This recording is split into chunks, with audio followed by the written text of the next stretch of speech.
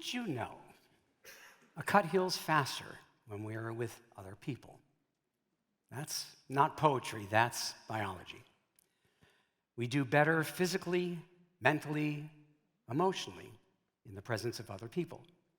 And yet, the place we struggle the most, the place where we feel the most understood, where we have the most conflict, the most heartbreak, is in our closest relationships. So, what happens? Most couples think that the problem is what they're fighting about, and it almost never is. The real problem is what happens between two people when either or both of them is under stress or in distress.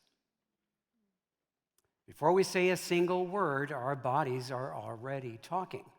Our eyes, our voices, our pupils, our posture. All of it begins moving before we have consciously decided what anything actually means. That's not a flaw. It is how we are all built. Human beings are designed to read each other. We calm each other, we alarm each other, and at our best, we know how to bring each other back to safety quickly. But here's the paradox. The same person who can calm you can also alarm you. And nowhere does that happen faster than in our closest relationships. It starts with something small, a look, a pause, a sigh, a phone, a tone of voice. One person wants to connect and the other person glances at their phone for just a second. Their face changes, their eyes go dead, their mouth tightens. They're in the room, but something leaves. And suddenly, two people who love each other suddenly start to see each other as a threat. Not intentionally, just automatically. And that is the part that most people actually miss. Most relationship problems are not as personal as they feel. Under stress, we all become more automatic, more defensive, more certain. The survival system is lightning fast and muscular. It does not deliberate. It decides and we act. Now, the good news is that the system is usually predictable, and what we can predict, we can usually prepare for and prevent. Most struggling couples have two distinct problems. First, they never consciously and explicitly design their relationship. Second, they rarely figure out how to remain collaborative, cooperative, fair and just and sensitive when they're under stress. Without a plan, the wheels are bound to come off when the load gets too high. Also, relationships are an invention. We make them up. Yet partners rarely invent their relationship. They may never answer the basic questions. Who are we? Why are we? Who or what do we serve? Do we share power and authority and responsibility? And if so, how? If you do not consciously design your relationship, something else will. Your childhood, your family of origin, your old assumptions, your old survival strategies. Nature will repeat itself unless you take control. Most couples never really choose their rules of engagement. They inherit them. And then stress exposes the design. People say, we've changed. We don't communicate anymore. We're not in love anymore. But something more predictable is actually happening. Stress changes our perception. When we are under pressure, the brain is not trying to be fair. It is not trying to understand the whole story. It is trying to keep us alive. And survival requires speed. Not nuance, not reflection, speed. Through memory, the brain recognizes at, again, lightning speeds, dangerous faces, voices, movements. I've seen this before. I know where this is going. I know what you're up to. I'm about to get hurt. Now, that is an extraordinary survival system if you were actually facing a dangerous situation. But it can be a tragic act of mistaken identity if you happen to be in the kitchen with the person you love. The moment the brain thinks it recognizes danger, it stops looking for new information. Curiosity disappears. Certainty takes over. And certainty is dangerous in relationships because the moment I become certain about you, I stop being curious. Under stress, our minds also tilt toward the negative. This is normal for all of us. Psychologists call this the negativity bias. Bad news will grab us faster than good news. Threat gets priority over love. And if you have ever spent much time alone with your mind, you probably already know it's not exactly Disneyland. It's not the happiest place on earth, folks. And when threat signals are coming from everywhere, connection goes offline. The system says, get safe first, love later.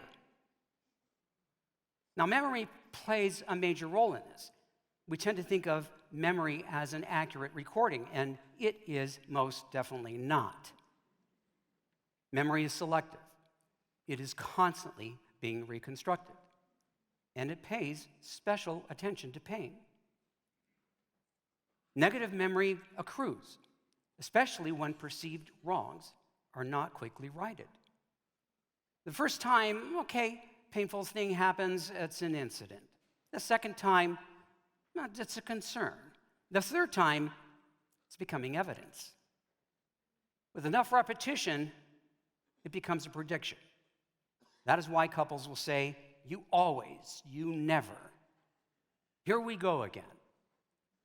Those are not just complaints, they're predictions. The past will intrude on the present, and eventually the future begins to disappear. Your partner may be standing right there in front of you, but your brain has invited yesterday into the room. The more often this happens, the more automatic it becomes. One face hardens, the other stills. One voice sharpens, the other gets really defensive. One person pursues, and the other person disappears. After enough repetition, neither person feels like they chose this. And that's because the pattern moves faster than choice. Now, once the event is over, the couple really has only two jobs: repair what's happened, prevent it from repeating. Repetition leads to inflammation in relationships, just as repeated injury leads to inflammation in the body. Over time, what should have been a team sport is now a solo sport. Adversaries, no longer allies. Which brings us to something people generally don't like to hear. Nature is not pro-relationship, at least not when we're threatened. Nature is pro-self-protection. When a threat signal is coming from all over the place, the system orders protection over connection. The fast system says, protect yourself, fight, defend, shut down, whatever will stop this threat. That is why love is not enough, folks. Love is real, love matters. Love can be profound. But love does not automatically organize behavior under stress. If it did, none of us would be having this conversation.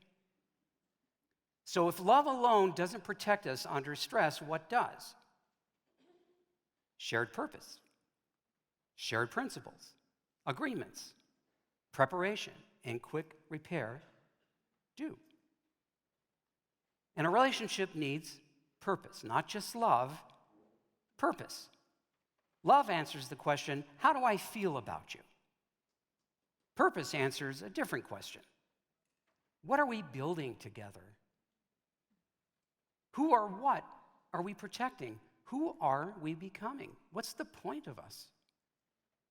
Feelings matter, but feelings change.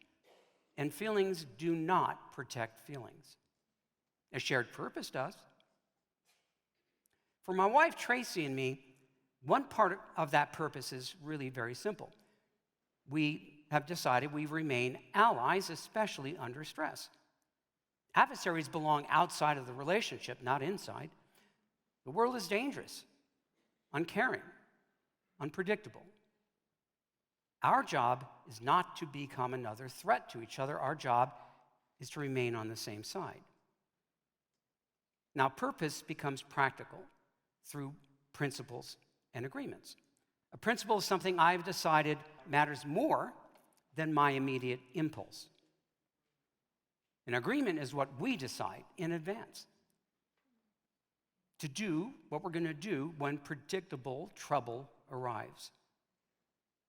Plan for your devils, not your angels.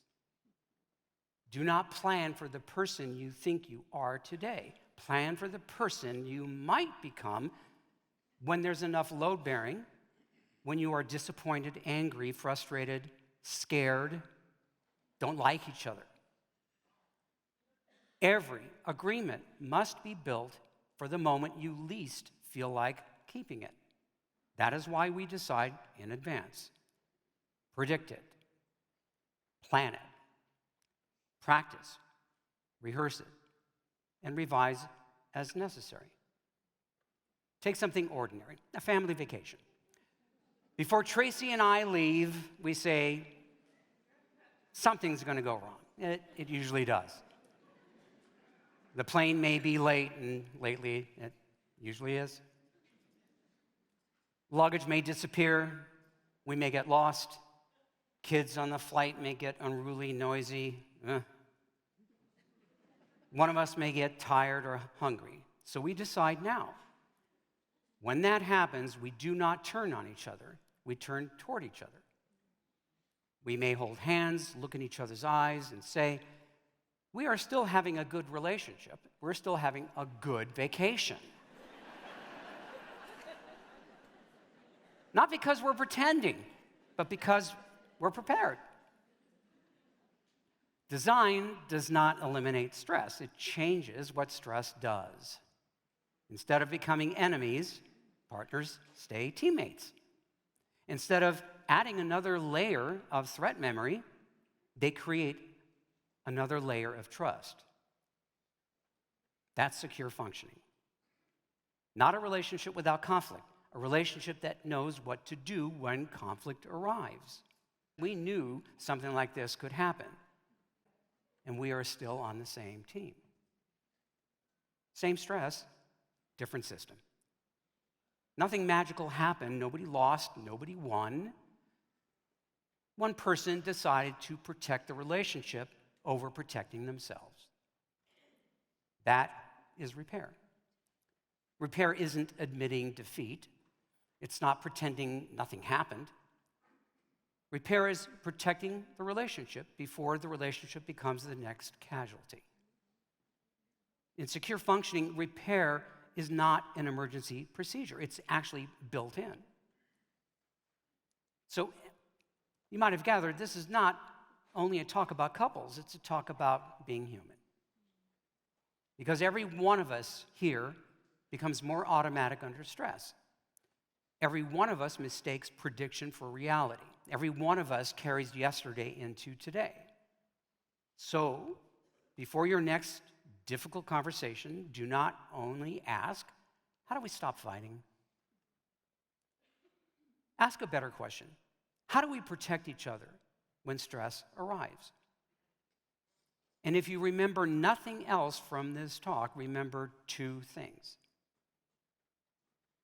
After a perceived injury, bring relief quickly, within 30 minutes or earlier. Not litigation, not an explanation of intent, repair.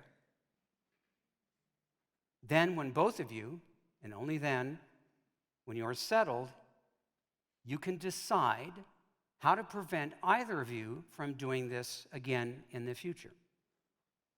Repair the injury. Prevent its repetition. Love matters, it always will. But love by itself is not a plan. Love does not automatically slow us down or make us curious or override our fears. Those things require intention, practice, design. The goal is not a relationship without stress. The goal is a relationship that works even when our brain doesn't. And when two people decide that protecting the relationship matters more than protecting their pride, being right, the relationship stops depending on luck. And love actually becomes something you can build. Thank you.